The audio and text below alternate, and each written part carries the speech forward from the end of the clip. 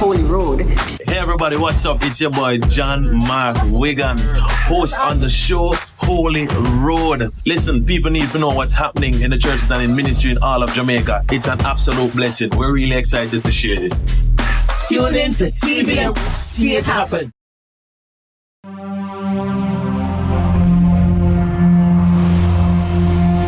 Get Sagicor School Companion Health Plan for as little as $2,540 per month. The time by Sagicor Life is 7 o'clock.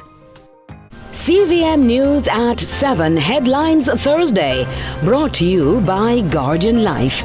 Live secure. Live easy.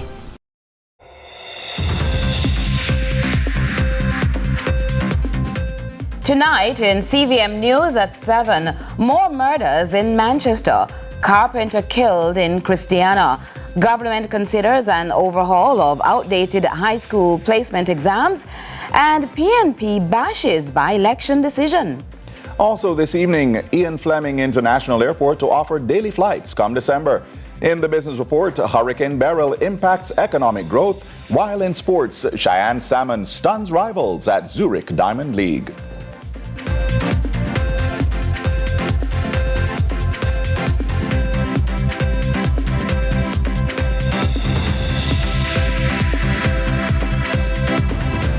From Kingston, Jamaica, this is CVM News at 7. I'm Stephen McHugh. And I'm Curlin Brown. It's Thursday, September 5, 2024. Thanks so much for joining us.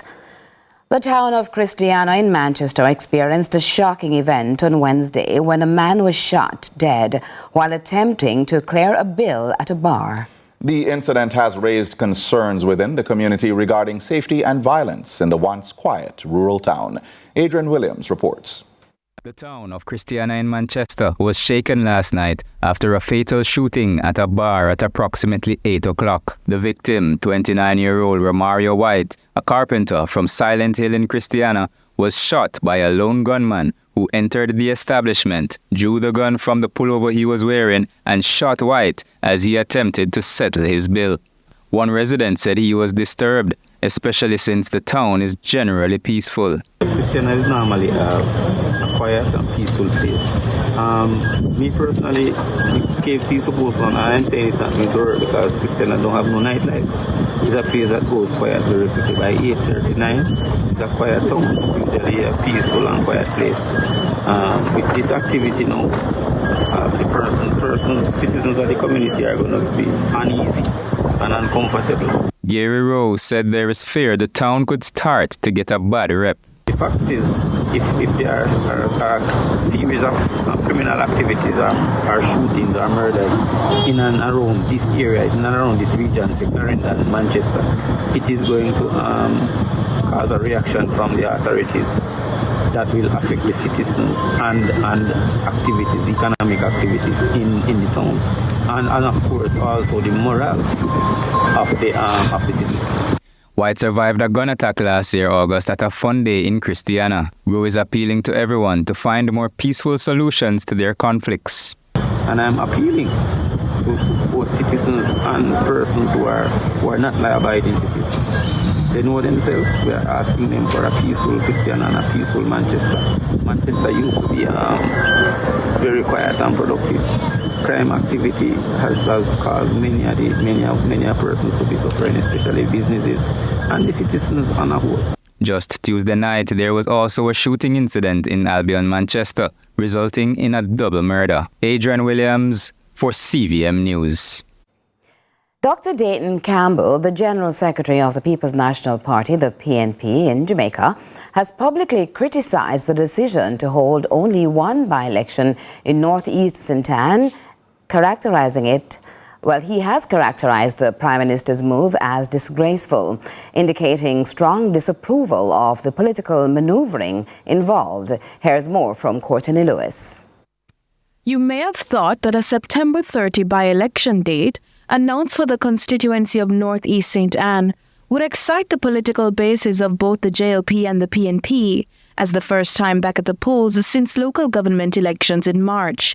But not so. The People's National Party has declared it will pass on this poll.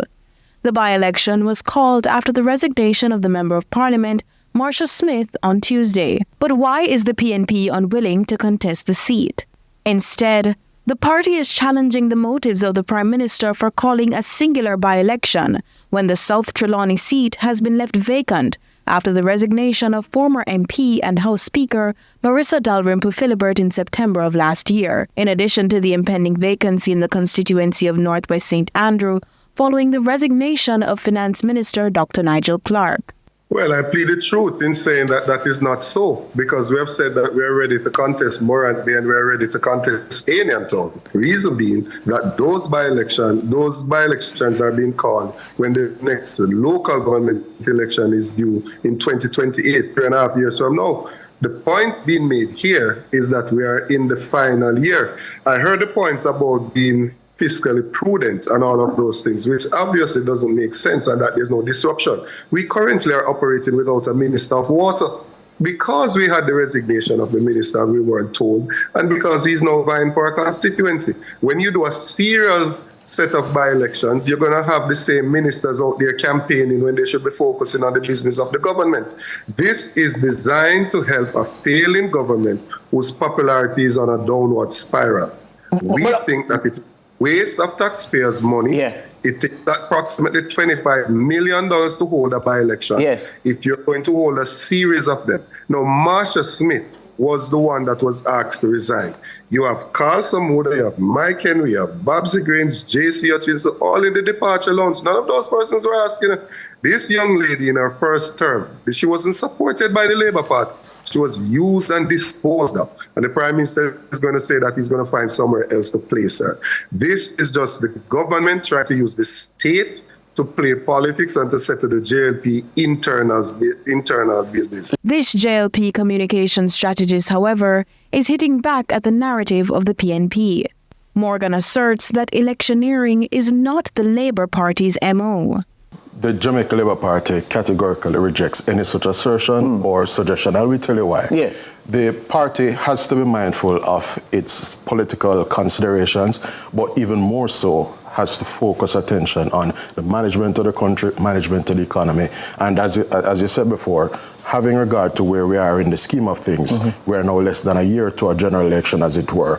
What you have now is an important refreshing happening, building on economic gains that we have made so far, and seeking to channel our efforts into accelerating and intensifying rates of growth going forward. Under the Westminster model of government, the Prime Minister holds absolute authority on the calling of by- and general elections.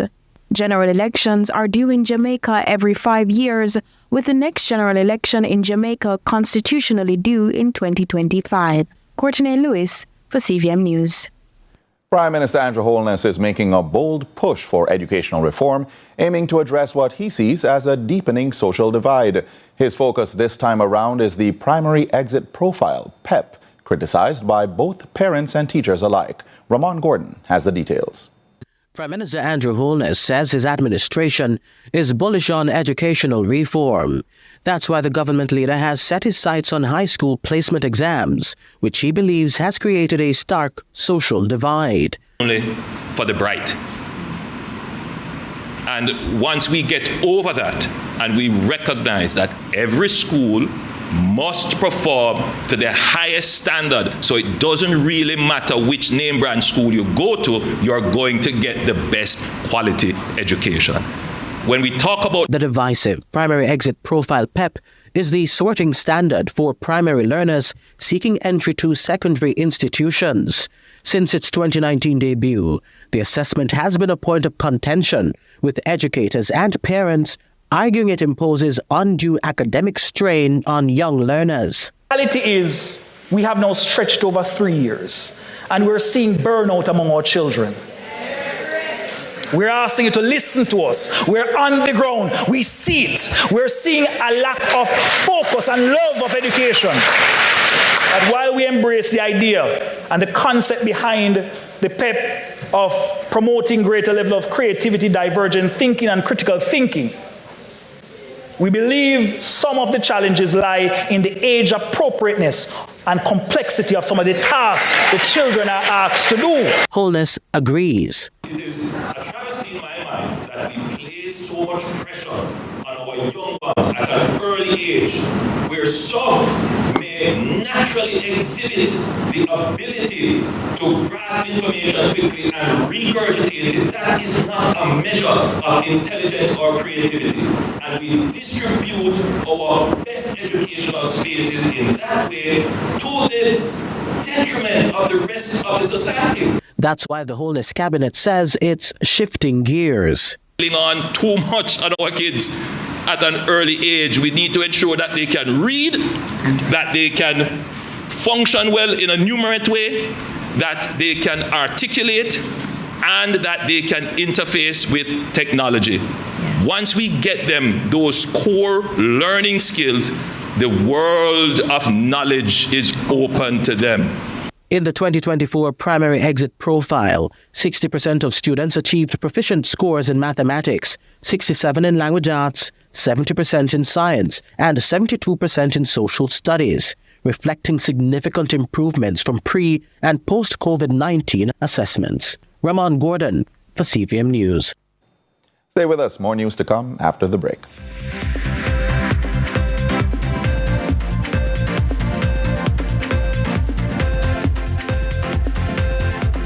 CVM News at 7 Headlines Thursday, brought to you by Guardian Life. Live secure, live easy.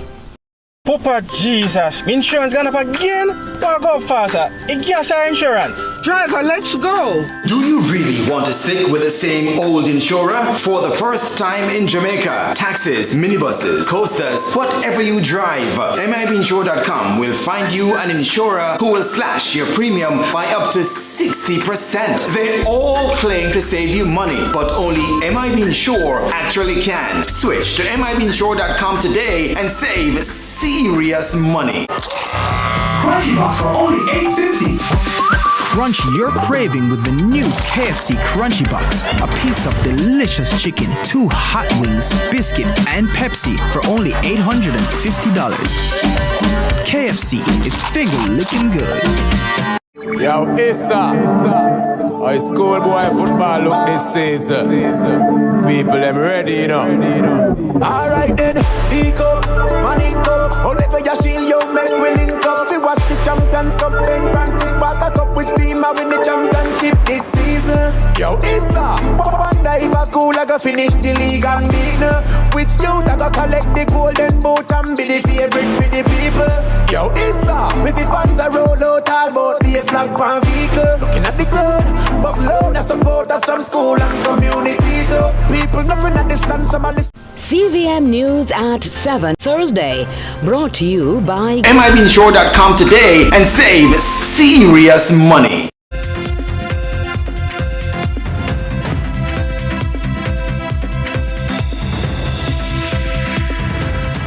Welcome back to CVM News at 7. Former People's National Party President and Member of Parliament for East Central St Andrew, Dr. Peter Phillips, has expressed his displeasure at the hard times children and parents faced with back to school. Dr. Phillips was speaking at his constituency's annual conference. Adrian Williams has more. On Sunday at the East Central St Andrew PNP conference, Member of Parliament for the constituency Dr. Peter Phillips laments on parents scampering around to do back-to-school shopping. God knows I want a Jamaica. I imagine a Jamaica where September morning back to school don't have to cause trauma, fear, upset, and worry in the heart of the mothers and fathers of the country. Phillips said that all schools need to have the same good quality education available to them. I want to imagine, and I would love to see, a Jamaica in which no matter which school you went to,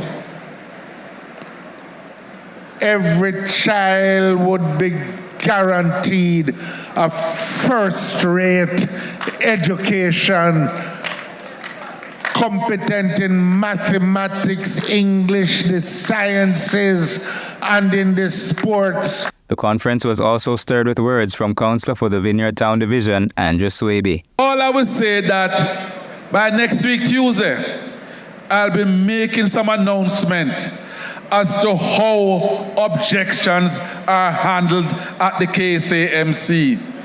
I want to make sure that while the developers have a right, the citizens have a right. I want to make sure that their voice can be heard in a fair way. That's all I'm about, comrades. I am not in anybody's back pocket. I am here for the interest of the people of Kingston and St. Andrew. Adrian Williams for CVM News.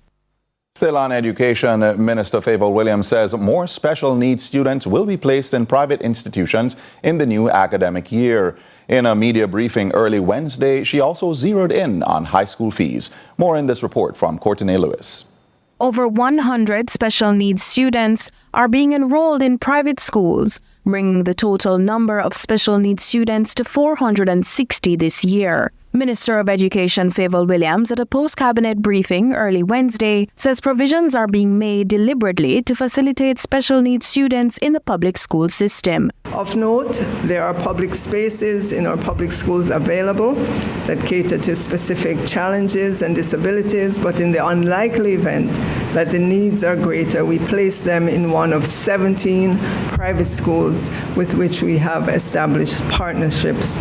She says the number of shadows, now called Special Education Needs Assistants, SENAs, has also increased to 759 island-wide thanks to greater budgetary support. We've also been able to top up the salaries a bit. Senators were getting about $40,000. We moved that to $60,000, yes. We're not bowling it out of the park, but it's a move in the right direction. The ministry has also partnered with the Heart NSTA Trust to provide certification for the SENAs. Meanwhile, the minister addressed expensive school fees, reminding parents that they are not mandatory. No student should be denied access to their fundamental human rights because they cannot pay the fee that some schools dictate for them to pay. No child should be barred from school for non-payment of fees. She contends the ministry has implemented avenues to offset costs for parents. No, it does. Since August, we did 10,878, and I think to date, it's more like 19,878. Sorry about that number. And we continue to respond in the event there was a school that had indicated earlier on, but with burial, they might have seen where they need new furniture. Students in both primary and secondary schools will also have fully funded access to e-learning platforms. Courtenay Lewis for CVM News. Research has shown plastic containers, specifically bottles, are the leading cause of pollution in Jamaica. Now, that's despite a ban on plastic since 2019. One environmental group is therefore dissatisfied with the government's efforts and is demanding more focus be placed on the single-use plastic once and for all. Trisha Gay Kelly picks up on that update. Plastic isn't biodegradable, a phrase you've probably heard many times, especially in Jamaica. Yet the country's current and constant main contributor to pollution is plastic. The Ocean Conservancy's 2023 International Coastal Cleanup Report showed that the island is not doing well in its care for the environment. In 2019, the government implemented Phase 1 of the plastic ban. In July of this year, Phase 4 was implemented, prohibiting the importation, distribution, sale, or use of any single-use plastic food container. However, Chief Executive Officer at the Jamaica Environment Trust, JET, Dr. Theresa Rodriguez Moody, believes the ban is ineffective where it is most needed. Where the big issue is the plastic bottles. From year to year, it's in the top 10. Actually, it's the number one item for us in Jamaica that is collected. The ban can be effective, it can work, but it's not actually solving the major issue that we have, which is the fact that plastic bottles are the number one and have been for think since we started as national coordinators, that it's the number one item that is found along our coastline. So more has to be done. But what more can be done? She says the government is not tapping into all of its options. We have this voluntary deposit refund scheme, but it's not enough. And so what we're seeing is that we need to do more. And I think what this data shows, that our data, which is really local, doesn't show, is that in comparison to the rest of the Caribbean, we have a big problem in comparison to the rest of the world. I mean, being top 3 in the world for the most amount of plastic bottles collected, I mean, that's nothing to be proud of. In the report, Jamaica was ranked 3rd for the most plastic pollution in the world, such a little island with such a big issue. So what's the solution? The best thing to do is to reduce our use of plastics, right? That's really the number one solution, long-term solution. But we can't always, it's going to be very difficult to eliminate plastics completely, especially plastic bottles. I mean, we have an alternative. It's really about costs. And so while we're not switching completely to that alternative of glass bottles, we need to be also focusing on recycling. And I want to emphasize that recycling is not the solution, but it can be a part of the solution. Dr. Moody also suggested reducing tax on environmentally friendly products and increasing it for plastic containers as a means of reducing the use of plastic island-wide. Trisha G. Kelly, CVM News. Stay with us. The business segment is up next.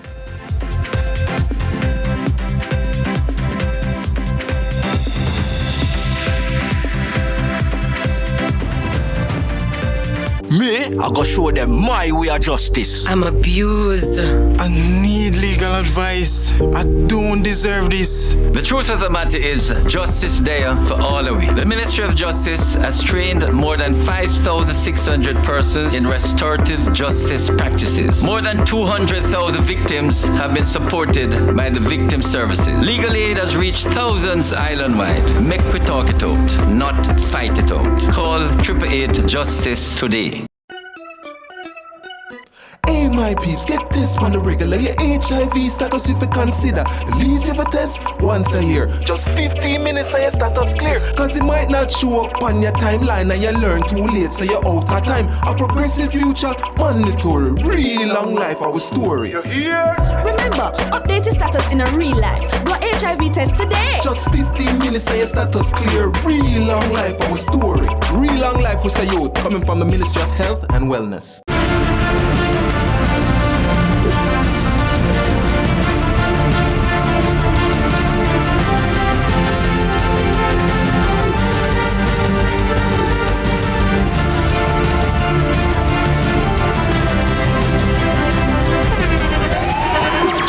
The internationally acclaimed On Stage with Winfred Williams. At a new time, Saturdays at 8 p.m. on CVM TV. So much more than entertainment.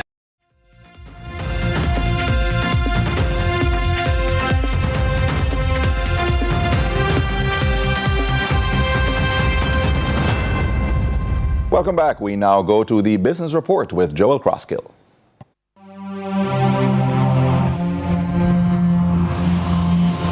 Lots to share with you in the Business Report today. Coming out of the Planning Institute of Jamaica's PIOJ's review of economic performance April to June 2024, Chairman and Director General of the PIOJ, Dr. Wayne Henry, provided the big picture. The Jamaican economy remained relatively flat, recording an estimated growth of 0.1% compared with the corresponding quarter, April to June 2023. The outturn for the review quarter largely reflected the normalization of performances of most industries following the return to pre-COVID-19 levels of output in 2023.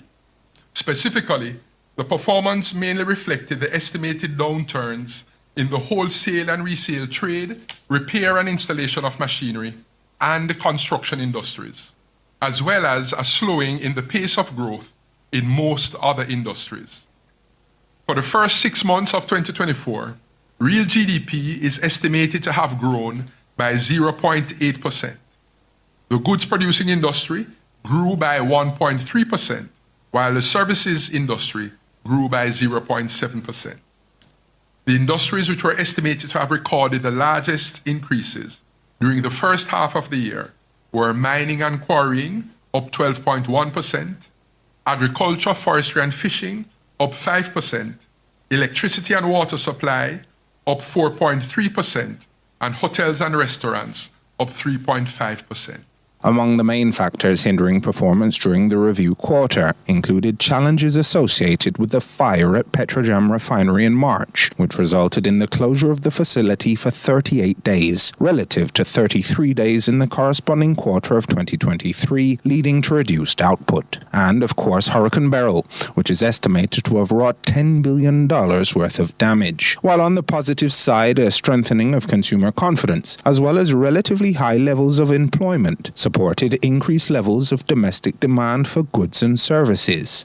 And it was the issue of employment that caught the business report's attention, as the updated definitions and classifications of employment adopted by the Statistical Institute of Jamaica Statin came into focus, with employment newly defined as work performed for pay or profit, now excluding own-use production work, volunteer work, and unpaid trainee work, as well as several other interesting revisions.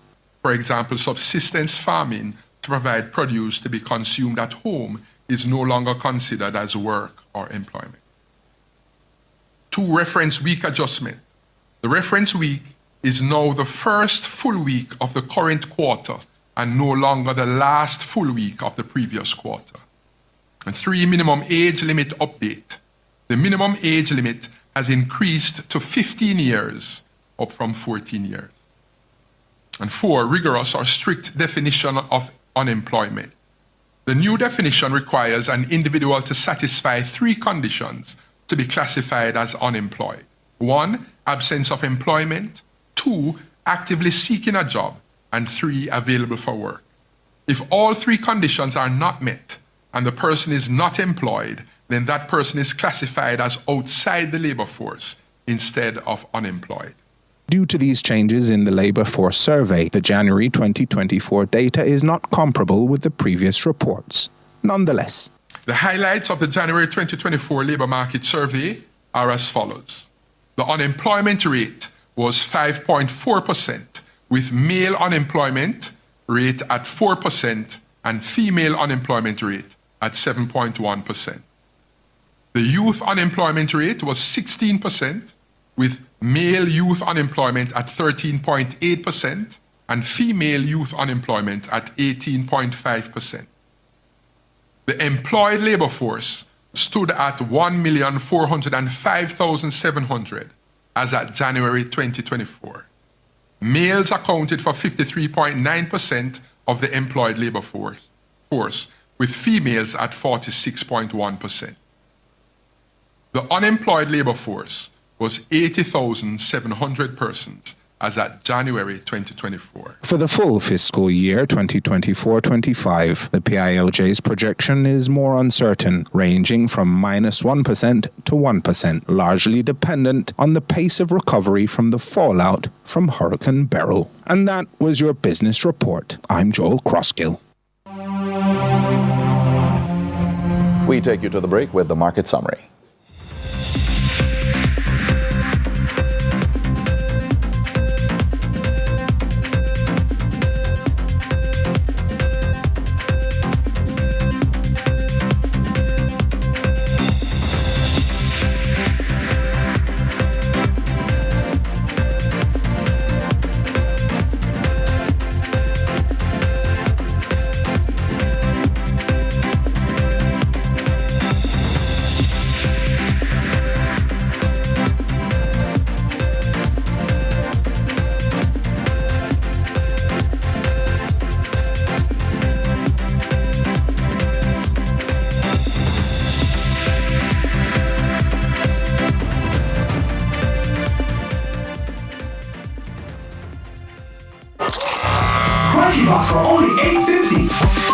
Crunch your craving with the new KFC Crunchy Box. A piece of delicious chicken, 2 hot wings, biscuit, and Pepsi for only $850.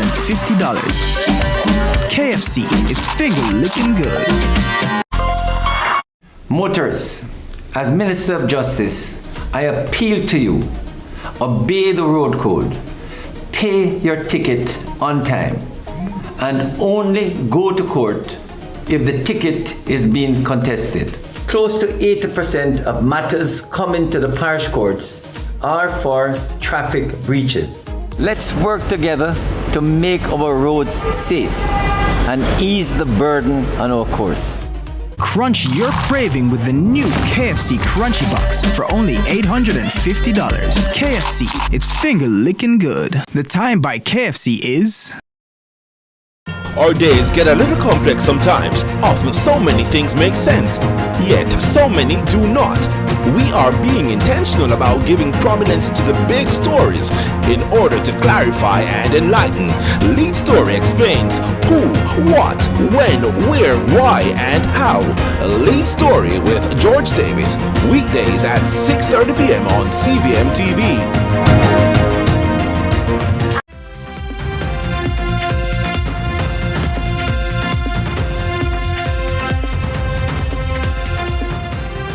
Welcome back. We switch things up now with a look at what captured attention on social media.